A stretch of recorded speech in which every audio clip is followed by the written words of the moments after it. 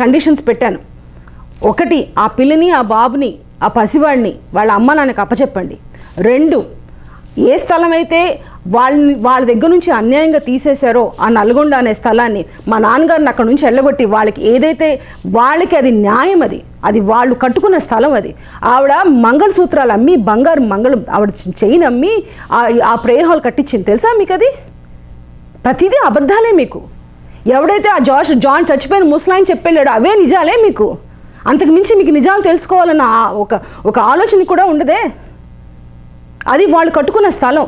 ఇవాళ నా 58 సంవత్సరాలు మా నాన్నగారు దిట్టంగా ఉద్యోగం చేసుకున్నారు. 3 పిల్లలు అమెరికాలో ఉన్నారు. ఆయనకు పొద్దుపోవటం లేదు. రిటైర్ అయిన దగ్గర నుంచి పొద్దుపోక వెళ్ళి జాన్ డానియల్కి నాకు సేవ ఇవ్వండి, జాషువా డానియల్ కింద వెళ్తే ఈ కంపు ఆయనకు అంటగట్టారు. మా అమ్మకి చెప్పాను నేను, అమ్మ నువ్వు అక్కడే ఉండు, నిన్ను వచ్చి ఎట్లా కాపాడుకోవాలో నాకు తెలుసు అని. ఆవిడని కాపాడడానికి నేను